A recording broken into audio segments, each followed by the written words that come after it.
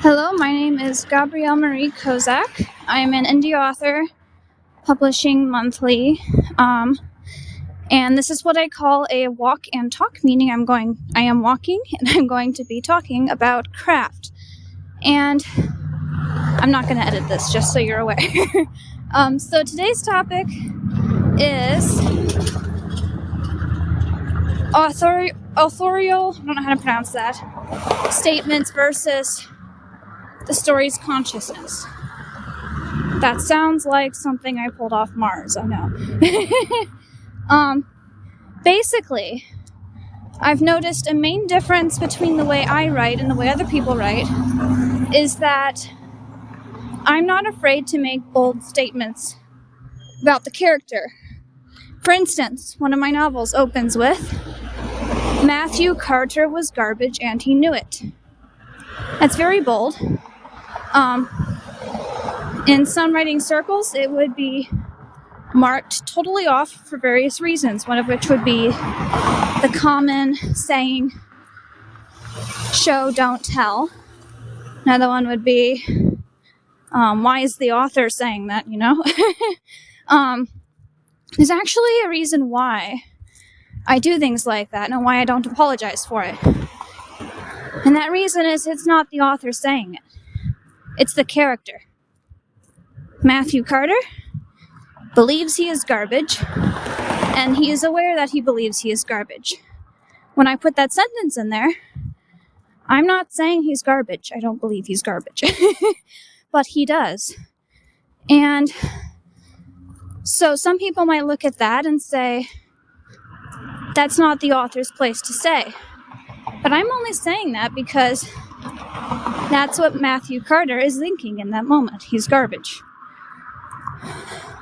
Okay, I took a long break to breathe, so I am actually going to edit that out. So Matthew Carter is putting on the page that he believes he is garbage. Why would that be rejected on grounds of show, don't tell? The answer to that is because I made a statement. Garbage. That's very definitive. That states, well, it appears to state a fact. And sometimes people don't like writers to state facts outright. However, if you think about it, when you think to yourself, how many times a day do you think, well, that was stupid of me? For example, or if you're slightly more optimistic, you probably think, that was actually pretty smart, or I'm glad I did that way. That's very direct. And that's because sometimes we are, quite simply, direct. So, the point in my saying this is that sometimes characters are going to be direct. And I believe it's an important part of psychological realism that we allow them to be direct. I'm not saying write an entire paragraph of, Lucia thought she was stupid because she did this, and she did this, and because of all that, she thought she was stupid. Number one, that's roundabout. Number two, that all can be implied. If I were writing Lucia's reaction, I would probably just put on the page, Lucia was fairly convinced at this point that she could have handled the day a little better than she actually had. Maybe you're not an ironic writer, but I am, and my own inner monologue is often ironic, so you'll see that a lot in my characters. But anyway, back to the topic is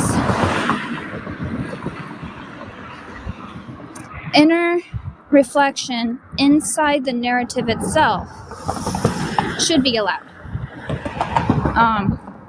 Otherwise, you're not allowing your characters to state what they are feeling even to themselves, unless you're doing camera style third person point of view.